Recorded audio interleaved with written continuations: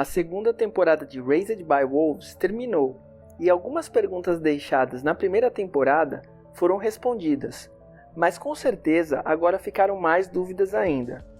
O que era a voz? O que aconteceu com a serpente? Quem era a avó? O que aconteceu com Marcos? O que eram aquelas cartas e aquelas relíquias? Fica nesse vídeo aqui até o final, que eu vou fazer um breakdown e um recap, e vamos juntos tentar entender tudo isso. Não se esqueça de se inscrever, curtir e compartilhar o vídeo, que ajuda demais esse canal a crescer. Cuidado com spoilers e bora lá! Começamos a temporada entendendo o que aconteceu depois dos androides entrarem na zona tropical e a mãe dar à luz a cobra voadora, mais conhecida como número 7, ou seja, seu sétimo filho. Mãe e pai foram encontrados descarregados por soldados ateus na zona tropical, e assim levados para reparo no acampamento ateu. Vemos ali que os soldados mitraicos são meio que escravizados ali. São obrigados a realizar atividades perigosas e usam um dispositivo, que mais pra frente vamos entender que são bombas acopladas. Caso eles tentem fugir, já era. Descobrimos que o nome da mãe é Lâmia, e na nave Tarântula ela encontra uma inteligência artificial que comanda os ateus, o Quântico 6, mais conhecido como o Íntegro, também criado por Campion Sturgis. Os humanos eram liderados por uma inteligência artificial. Será que isso era bom ou ruim, hein? Falando em Lâmia, eu dei uma pesquisada e descobri que esse nome, na verdade, vem da mitologia grega. Na lenda, Lâmia era uma rainha que devorava seus próprios filhos.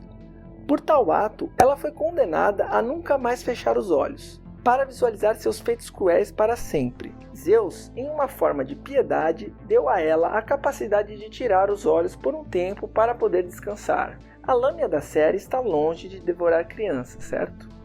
Lâmia, pai e seus filhos são bem recebidos na colônia, porque mãe destruiu a arca mitraica. Os colonos recebem tarefas diversas enviadas pelo Íntegro, como obtenção de alimentos, desbravar locais e etc. A mãe, por exemplo, vira professora de crianças. Pai acha em uma caverna objetos que na verdade eram pedaços de um androide datados de milhares de anos atrás. Após análises, ele descobre que seus próprios fluidos fazem aqueles restos criarem vida. O fóssil do androide passa a ser cultivado e aos poucos vai se reconstruindo, alimentado pelos fluidos do pai. Mais pra frente vamos entender porque isso foi um ponto-chave na trama.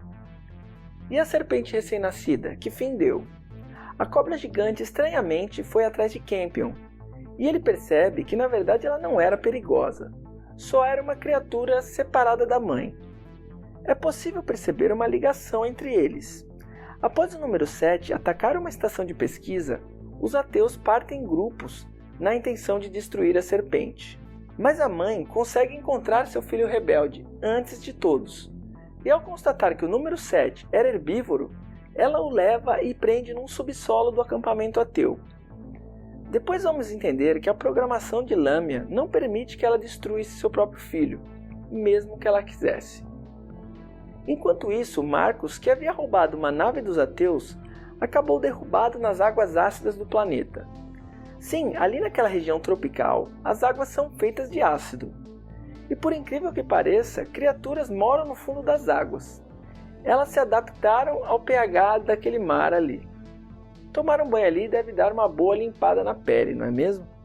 Marcos consegue reunir novamente um grupo de mitraicos. Dentre eles estão Décima e Vril. Vril era na verdade um androide que simulava a filha de Décima, que já havia morrido há um tempo. Eles se instalam então numa caverna que tem uma pintura de sol. Enquanto os ateus estavam perseguindo a serpente, a androide Vril, que estava com os mitraicos, encontra Paul e Campion, e eles criam uma certa amizade ali. No caso de Campion, parece que ele acaba se apaixonando pela androide. Ela os leva para o seu esconderijo, e isso possibilita que o Íntegro, o líder dos ateus, aplique um ataque aos mitraicos. A inteligência artificial tinha dado um rato ao Paul. O garoto estava com esse rato quando estava no esconderijo dos mitraicos. E de repente esse rato liberou uma substância, que na verdade era uma arma biológica. Marcos acaba saindo ileso, mas Paul é afetado e acaba de forma bizarra envolvido por uma crosta estranha. Depois desse evento, Campion consegue fugir dos Mitraicos com a ajuda de um ser luminoso.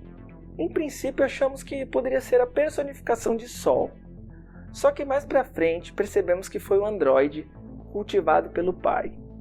Em seguida, Campion consegue avisar Lamia que Paul estava em perigo e ela parte para resgatar o garoto.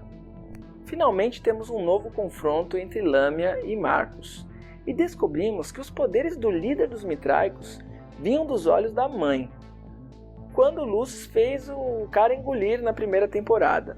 Quando a mãe percebe isso e recupera seus olhos, que estavam aparentemente entalados no estômago dele, Marcus perde aquelas veias no rosto e a super força e agilidade subhumanas que ele tinha.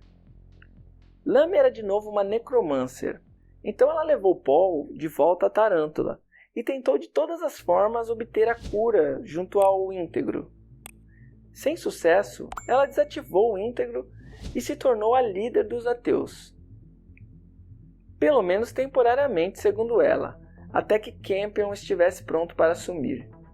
Ainda assim, ela sofre muita resistência dos colonos, afinal ela era vista como uma máquina de matar ainda.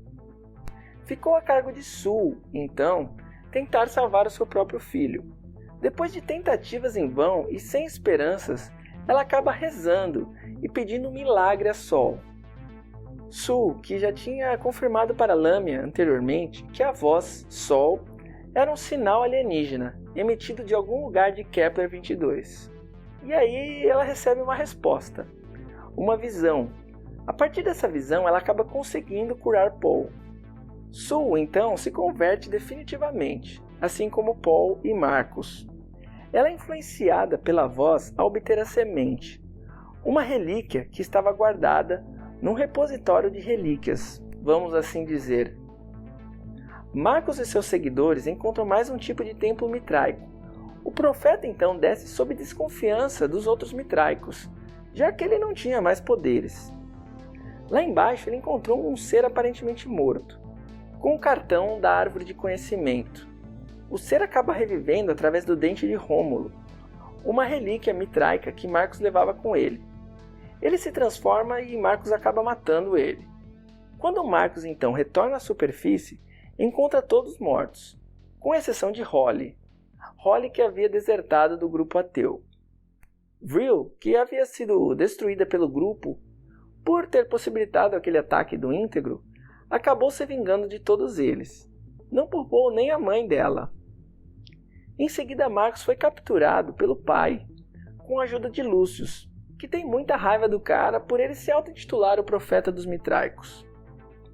Pai mostrou então a nova androide para o garoto Campion, e ela acendeu quando o garoto chegou perto dela. Foi ela que o salvou anteriormente. Ficamos na dúvida aqui que tipo de ligação eles têm, né? Mãe então chega e leva a nova androide para análise. Devido a sua estrutura ter sido criada milhares de anos atrás, ela foi apelidada de Avó. A Avó foi criada pelos Tecnocratas, os mesmos que criaram aquelas cartas que temos visto na série. Os robôs criados por eles eram chamados de pastores. Em uma guerra antiga, os Tecnocratas lutaram contra os fiéis, os Mitraicos antigos. A prioridade dos pastores era garantir a vida eterna dos humanos. Eles eram programados para isso. Sul, agora uma crente em Sol, foge com Marcus e Paul com o objetivo de plantar a árvore mitraica. Tudo sob a orientação da voz. Lamia descobre então a fuga de Sul e vai até Lucius para tentar descobrir o paradeiro deles. Lucius entregou a ela um cartão com o desenho da árvore. Ele obteve esse cartão com Marcus, e Marcus por sua vez tinha obtido o cartão naquela caverna. Mais tarde, todos veem o que o cartão mostrava. O que aconteceria com uma pessoa que pegasse aquela relíquia da árvore, que foi o mesmo que aconteceu com Sul. Provavelmente, aquele ser encontrado na caverna era um ser humano evoluído, provavelmente um tecnocrata, pois os tecnocratas criaram aqueles cartões.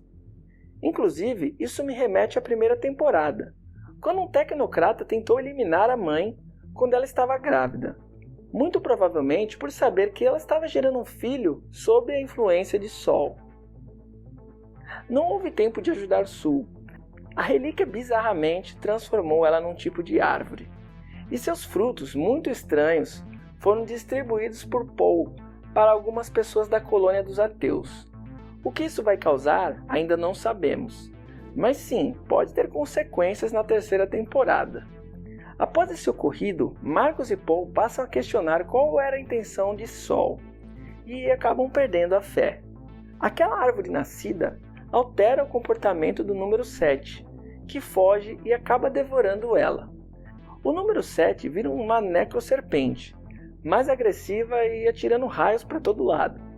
Lamia tenta deter a filha, mas acaba derrotada.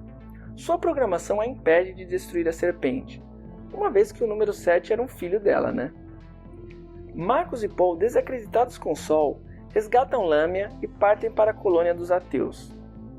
O pai e as crianças estavam fora da colônia para resgatar o filho de Tempest, que havia sido raptado por uma criatura marinha.